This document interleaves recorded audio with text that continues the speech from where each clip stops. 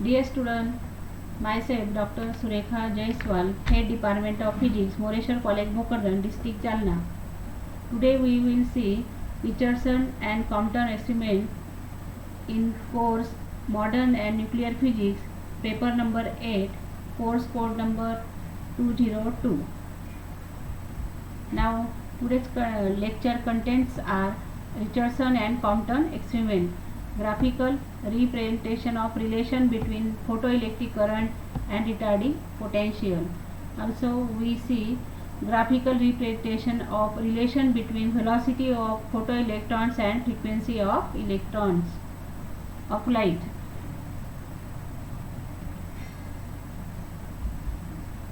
Now Richardson and Compton experiment is used to study the photoelectric effect. You know that when light of sufficient energy is incident on a metal plate, its electrons are ejected out and can form a electric current, and this phenomenon is called the photoelectric effect. Now experimental arrangement for this Richardson and Compton experiment is shown in figure. It consists of a spherical glass bulb B as shown in figure, and it is evacuated through the side tube T as shown in figure. See figure. Now at the center of this glass bulb B there is a cathode terminal that is situated here at the center, and it is indicated by the letter C in figure.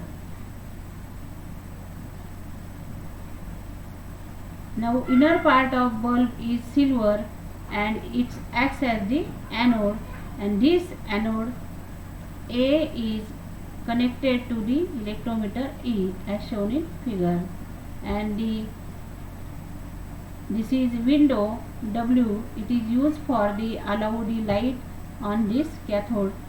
From this window we can allow the light falls on the cathode, and the external potential difference is maintained between cathode and anode.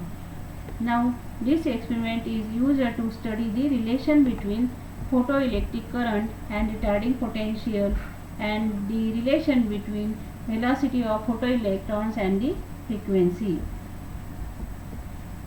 Now relation between photoelectric current and retarding potential.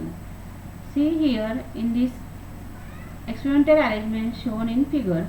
Now when the light is incident on this cathode through this window, and this cathode terminal is connected to the positive terminal and anode is connected to negative terminal, and the light is allowed to pass through this window and fall on the cathode, then there is a emission of electron through this cathode terminal, and these electrons are emitted, but due to negative potential applied to the anode terminal and positive potential applied to the cathode terminal, there is no current in the circuit. As the cathode potential decreases at certain value, there is current flowing in the circuit, and it takes the maximum value that is indicated in graph, that is a I1 here for the intensity of light x1.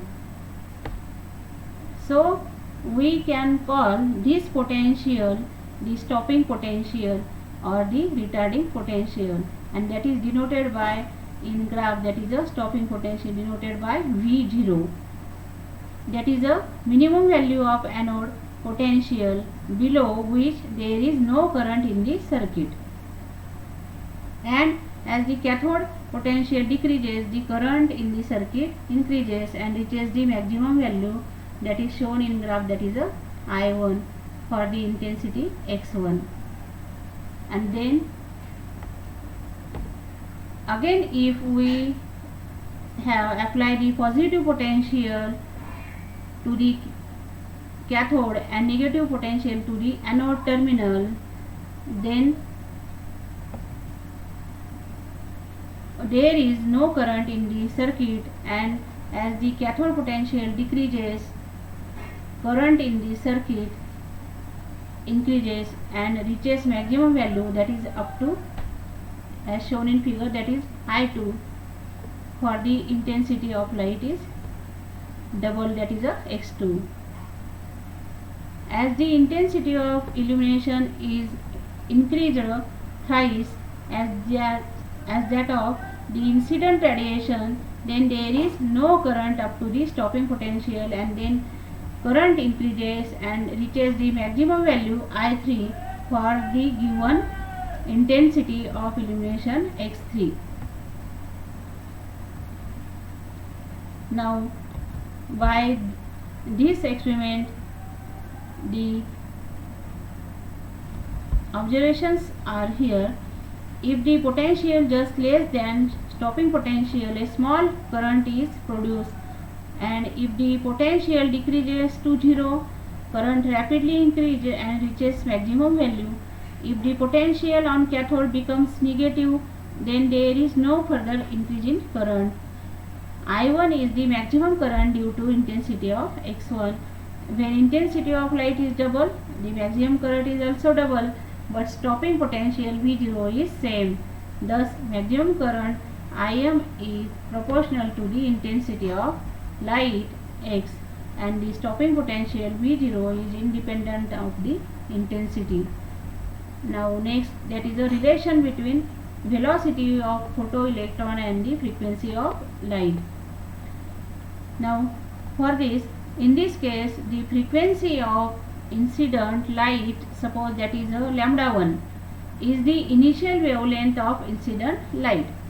As this light of wavelength lambda 1 strike on cathode, then what happens? There is production of photoelectric effect, but the cathode is maintained to high positive potential and anode is negative potential, then there is no flow of current into the circuit. As cathode potential decreases and reaches to the stopping potential, then current into the circuit increases and reaches the maximum value, that is a Im, as shown in figure. And in this case, the stopping potential of, that is a V1, and for the wavelength lambda 1 having the maximum current value, that is a Im. As the wavelength of light decreases, suppose that is a lambda 2 is wavelength of light incident on cathode, this can also, there is no current up to the stopping potential V2 for wavelength lambda 2. So in this case, maximum current Im is similar to previous case, that is lambda 1. See, for the